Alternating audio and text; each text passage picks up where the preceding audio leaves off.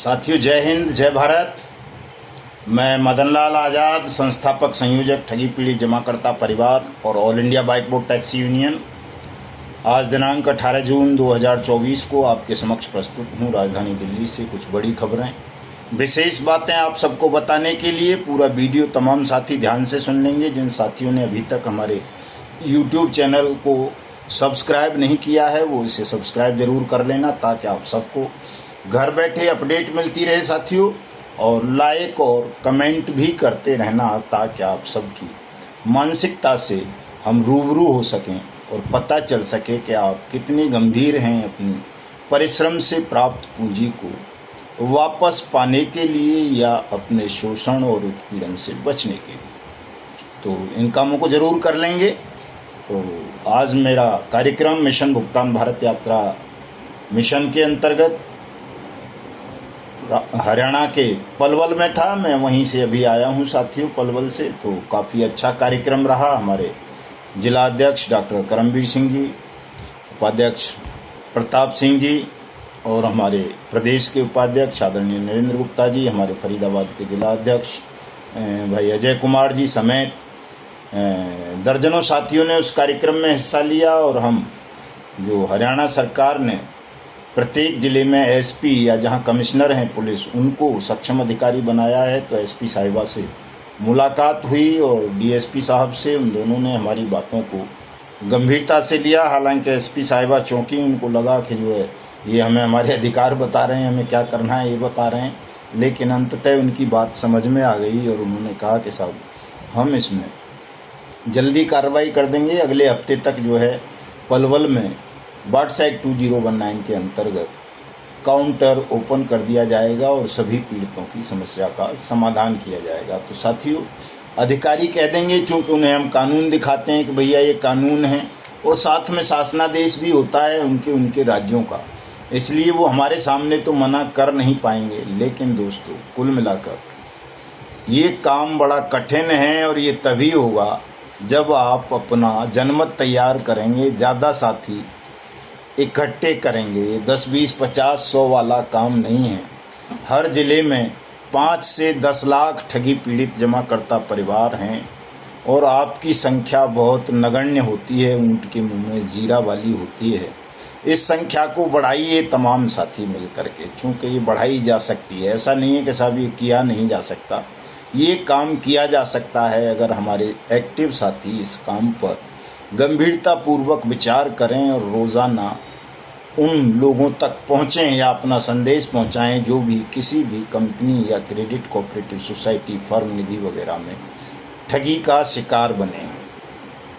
चूँकि सरकार ने 3 लाख कंपनी बंद की हैं, इसी एक्ट के अंतर्गत की हैं। ये एक्ट बनाया ही इसलिए है कि व्यापक तंत्र आपके भुगतान के लिए और ठग कंपनीज के विनाश के लिए तैयार किया जाए। तो इस कानून का सहारा देश का प्रत्येक ठगी पीड़ित जमाकर्ता परिवार जब लेगा तो निश्चित रूप से उसका भुगतान होगा, और जो ये नए ठगी के धंधे चल रहे हैं साथियों, वो भी देश में बैन हो जाएंगे। चूँकि आज की खबर है, आज तक की रिपोर्ट है साथियों, कि देश के शिक्षित लोग, जो हायर एजुकेटेड लोग हैं, उच्च शिक्षित, उनमें से भी 50% ऐसे हैं जो पिछले 3 साल के अंदर एक बार नहीं कई बार ठगी का शिकार बने हैं। आज तक की रिपोर्ट है, मैं लगाऊंगा डिस्क्रिप्शन में, देख लेना उसका लिंक आप।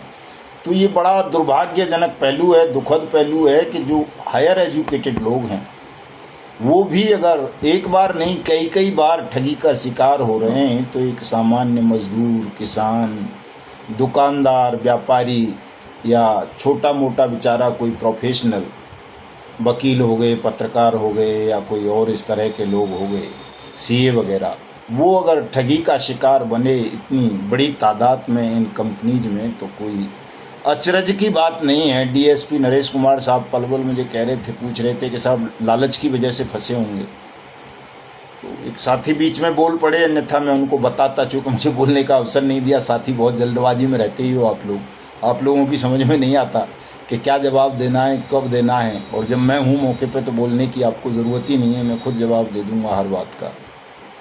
लेकिन साथियों, ये लालच केवल आपको या हमको नहीं था, ये लालच तो पूरे देश को था। पूरा देश ठगा जा चुका है। जज तक को ठग रहे हैं, इंजीनियर ठगे जा रहे हैं, पत्रकार ठगे जा रहे हैं, वकील ठगे जा रहे हैं, IAS IPS ठगे जा रहे हैं। तो फिर बचता क्या है? इसमें लालच नहीं है, ये धोखाधड़ी है। और धोखा तो किसी के साथ भी किया जा सकता है। इसलिए बहुत सावधान रहने की ज़रूरत है साथियों। आपको इस वक्त देश ठगों के खूनी पंजों में फंस चुका है। तो न केवल आप स्वयं जागरूक रहें, बल्कि दूसरे लोगों को भी जागरूक करें, ताकि हम देश को ठगों के खूनी पंजों से मुक्त कराकर भविष्य में देश को ठगमुक्त बेईमान रहित राष्ट्र राज्य के रूप में स्थापित कर सकें। और जैसा कि अनियमित जमा योजनाएं पाबंदी अधिनियम 2019 में आप सबको भुगतान की गारंटी का अधिकार दिया गया है, उस अधिकार को आपको दिला सकें। एक ये कंपनी है, इसकी ये किताब आई है, देखिए बड़े स्तर पर ये कौन सी किताब वो है, AWPL बहुत बड़े स्तर पर ठगी कर रही है। मैं इसको पढ़ रहा था अभी। इसमें जो भी लोगों के स्टेटमेंट दे रखे हैं वो ज़्यादातर रिटायर्ड सैनिक बता रहे हैं अपने आप को। कोई रॉयल एम्बेसडर बना हुआ है, कोई खाली एम्बेसडर है, कोई क्राउन डायमंड बना हुआ है, कोई कुछ इस तरह से। इसमें जितने भी लोग हैं उनमें से 50% से ज़्यादा लोगों के जो स्टेटमेंट ये फर्जी हैं या ओरिजिनल हैं, ये तो यही जानते होंगे। वो ज़्यादातर सैनिक दिखाए गए हैं। तो सैनिकों के नाम पर भी आजकल बड़ा फर्जीवाड़ा चल रहा है, धोखाधड़ी चल रही है। चूँकि देश सैनिकों पर, सेना पर विश्वास करता है। अगर एक सैनिक कोई बात कह रहा है तो लोगों की भावनाएं उससे जुड़ी हुई हैं। उस भावनाओं को कैश कराने के चक्कर में ये ठग सैनिकों को भी अपनी धूर्तता का और ठगी का शिकार बना रहे हैं। Bike boat, hello taxi, top ride और नेक्सा एवरग्रीन जैसे स्कैम आप सबकी आंखों के सामने हैं। मैं तो भुक्तभोगी हूँ कि उनमें 90% हमारे सैनिकों को ही ठगी का शिकार बनाया गया है। और 1250 ऑन ड्यूटी सैनिकों ने इन ठगी प्रकरणों में फंस जाने के कारण आत्महत्या की है। ये जो AWPL नाम की कंपनी है, इसके विषय में मुझे हमारे अलीगढ़ के मंडल अध्यक्ष भाई वीरेंद्र सिंह ने बताया। उन्होंने बताया कि साहब मैं पहले PACL में फंसाया, कोई KP सिंह नाम का आदमी था एटा का, उसी ने फिर जब PACL डूब गई तो KBCL में फंसा दिया। और जब KBCL डूब गई तो उसी KP सिंह ने उनको इस AWPL में फंसा दिया। और बड़ा डायरेक्ट सेलिंग की बात यह व्यक्ति कर रहा है, लेकिन ये वही पॉन्जी स्कीम, पिरामिड स्कीम्स हैं प्रोडक्ट के नाम पर जो बैन है देश में। वही कमीशन का धंधा है इनका भी। और इतना बड़ा धंधा है कि 10 से 20% तक छूट की बात करते हैं। जो खरीदेगा और किसी दूसरे को रिकमेंड कर देगा, उससे खरीदवाएगा तो उसको भी कुछ मिलेगा। और सब ज़्यादातर पुराने जो ठग थे, चाहे वो समृद्धा वाले हों, साईं प्रसाद वाले हों, टोगो वाले हों, GCA वाले हों, बाइक बोट वाले हों, सहारा वाले हों, या PACL पल्स वाले, या समृद्धा जीवन या साईं प्रकाश वाले, वो सब आजकल इस तरह की प्रोडक्ट बेस्ड कंपनीज में डायरेक्ट सेलिंग के नाम पर लोगों के साथ चीटिंग कर रहे हैं, या बिटकॉइन के नाम पर चीटिंग कर रहे हैं। तो इनसे आप सबको सतर्क करने के लिए, जागरूक करने के लिए कि आप ऐसी स्कीम्स के झांसों में ना आएँ। ये ठगी है, धोखाधड़ी है शुद्ध तरह से। आप कल पछताएंगे। हम आप सबको आगाह करते हैं। इसी कड़ी में जैसा कि आपको पता है, हमने रोज़ाना 2 घंटे अवेयरनेस प्रोग्राम चलाने का सोशल मीडिया पर कार्यक्रम रखा है कि रात को 8 बजे से 10 बजे तक। कल पहला दिन था, लेकिन 25 साथी अब तक उससे जुड़ पाए हैं। और हमारा लक्ष्य है कि 1000 साथियों को जोड़ें, ताकि वो एक साथ हल्ला बोल करें। और जब एक साथ हल्ला बोल करेंगे तो आपका विषय ट्रेंड होगा, वायरल होगा, और सरकार नतमस्तक होकर आपका पैसा आपके घर बैठे देगी। साथियों, अगर आप ऐसा नहीं कर पाओगे तो पैसा मिलना बड़ा मुश्किल है। जो चालाक किस्म के लोग होंगे, पढ़े लिखे होंगे, थोड़ा पैसा जिनके पास खर्चने को होगा, वो इंडिविजुअल केस फाइल करके बट्स एक्ट के तहत अपना पैसा ले सकते हैं। लेकिन जो बहुतायत में गरीब हो चुके हैं, पीड़ित हैं, उनका पैसा सबका डूब जाएगा। इसलिए आप चाहते हो कि सभी का पैसा मिले। साथियों, इस कानून की अनुपालना सख्ती के साथ हो, तो कम से कम इस मुफ्त के काम को कर लो, सोशल मीडिया पर एक्टिव हो जाओ। आज हमारे भूतपूर्व राष्ट्रीय अध्यक्ष आदरणीय सूर्यदीन विश्वकर्मा जी ने अपने वीडियो में बहुत अच्छी बातें बताई हैं वो बड़ा कटु सत्य है कि अगर आप ऐसा कर लें कि करोड़ों सब्सक्राइबर हो जाएं हमारे, तो ना आपको आज तक पे डिपेंड रहने की ज़रूरत पड़ेगी, ना किसी मोदी पे, ना किसी मुख्यमंत्री पे। आप खुद में इतने बड़े ताकतवर आदमी बन जाएंगे कि मोदी भी पैर छुएगा, मुख्यमंत्री भी पैर छुएंगे आपके और कहेंगे मेरे बाप लो पैसा अपना, 1 गुना नहीं, 3 गुना नहीं, 10 गुना लो, आप आज लो, अभी लो। लेकिन आप ये कर नहीं पा रहे हो, चूँकि इससे तो जनमत पैदा हो जाएगा, आपका संगठन मजबूत हो जाएगा। आपको तो लगता है यार कहीं हमारे एक लाइक करने से, एक शेयर करने से और एक कमेंट करने से, एक सब्सक्राइब करने से कहीं ठगी पीढ़ी जमा करता परिवार जो है हज़ारों करोड़ का मालिक ना बन जाए, कहीं ये प्रधानमंत्री की कुर्सी ना छीन लें।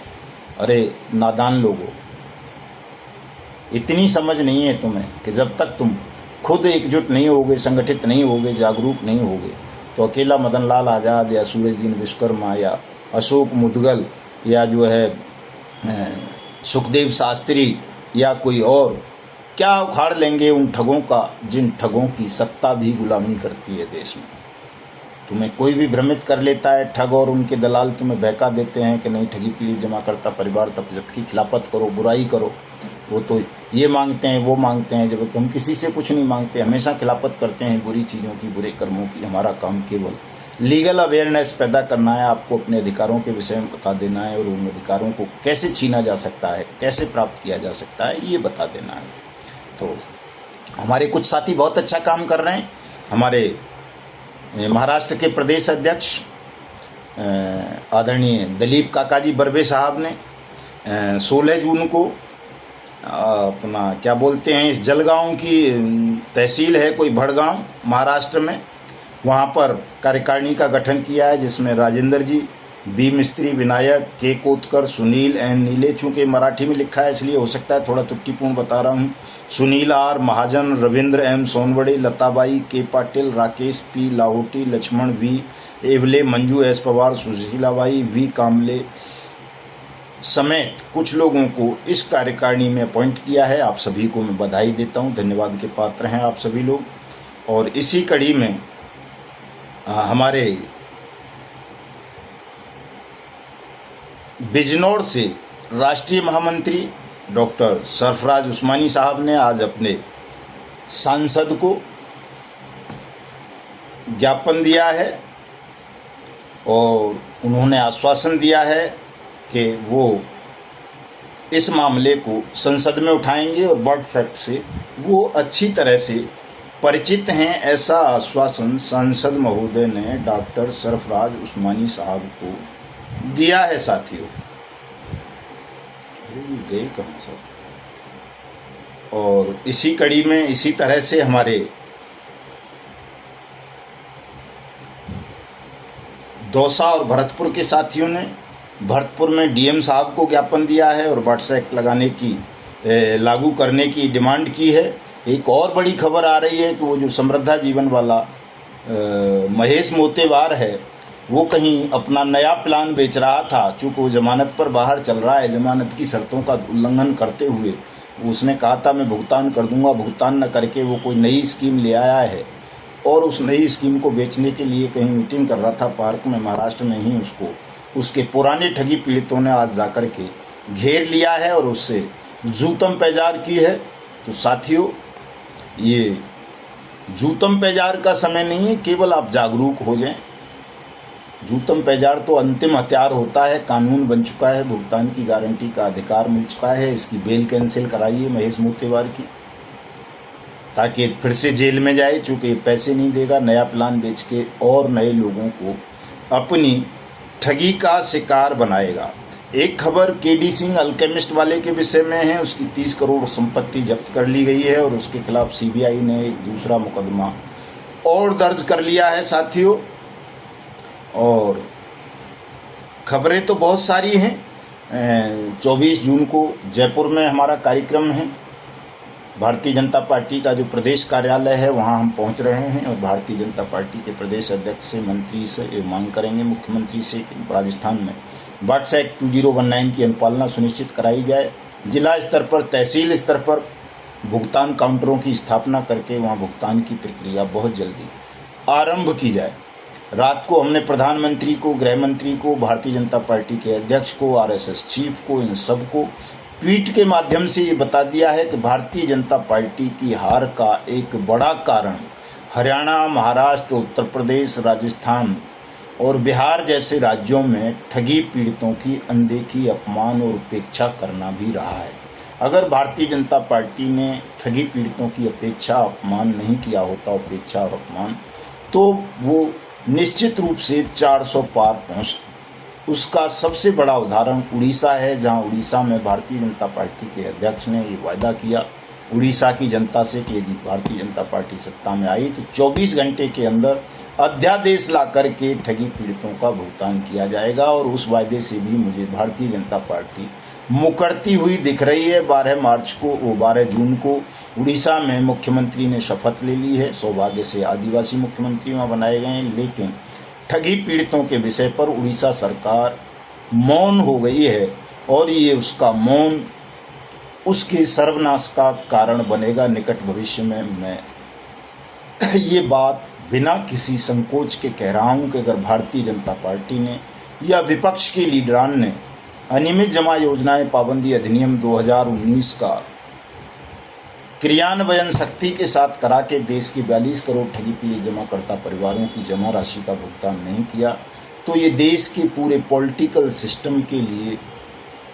बहुत खतरनाक सिद्ध होगा और अंततः ये सब अपने सर्वनाश को आमंत्रित करेंगे। जो मौन रह जाएंगे वो भी, और जो इस एक्ट की खिलाफत करेंगे वो भी, या ठगी पीड़ितों को जो भ्रमित करने का, झूठे झांसे देने का प्रयास करेंगे वो भी। इन तीनों कैटेगरी के लोगों का सर्वनाश निश्चित है साथियों, अगर इन्होंने देश के लोगों का भुगतान नहीं किया तो ज़्यादा कुछ नहीं कहूँगा मैं। 24 को जयपुर में कार्यक्रम है, 25 को फतेहपुर यूपी में कार्यक्रम है। दोनों कार्यक्रमों में मैं पहुँचूँगा साथियों। और 30 जून और 1 जुलाई 2 जुलाई को हमने अपने सभी पदाधिकारियों को छोटे छोटे ग्रुप्स में 20-20 साथियों के ग्रुप में दिल्ली पहुंचने का आह्वान किया है, ताकि आप सबके साथ विचार विमर्श, रणनीति करके तय करके एक राष्ट्रव्यापी आंदोलन देश में तैयार किया जा सके। मैं आप सबका भी आह्वान करूंगा कि हमारे जितने भी पदाधिकारी हैं, 200, 250, 300 जो भी है, सब साथी अब दिन रात एक्टिव हो जाएं, संगठन को बड़ा करें। तहसील स्तर पर, जिला स्तर पर, प्रांतीय स्तर पर संगठन की कार्यकारिणियों का गठन करें, नए साथियों को संगठन की मेंबरशिप दिलाएं, ताकि हम 1 लाख साथियों के साथ हल्ला बोल कर सकें इस पूरे पॉलिटिकल माफिया के खिलाफ, जो आश्वासन तो देता है लेकिन भुगतान नहीं करता। साथियों, अंतिम चरण में आप पहुंच चुके हैं, सब कुछ तैयार हो चुका है, केवल आपकी एकजुटता की कमी रह गई है। आपको किसी सुप्रीम कोर्ट जाने की ज़रूरत नहीं है, किसी हाई कोर्ट जाने की ज़रूरत नहीं है, किसी NCLT जाने की ज़रूरत नहीं है, किसी लिक्विडेटर के पास जाने की ज़रूरत नहीं है। केवल और केवल बर्ड्स एक्ट का प्रयोग करना है और इस कानून की सख्ती के साथ क्रियान्वयन के लिए हमें एक राष्ट्रव्यापी आंदोलन तैयार करना है। और बहुत जल्दी, चूँकि हमने संकल्प लिया है, वर्ष 2024 भुगतान वर्ष होगा, इसमें सबका भुगतान कराना है। ये होना है, ये सोच के अपने दिमाग को खराब मत करो कि ये नहीं होगा, ये होना है साथियों। आपने केवल उंगली भरे लानी है, उतना सा काम आप करो, बाकी काम हमारा है। मिलता हूँ कल। जय हिंद, जय भारत साथियों।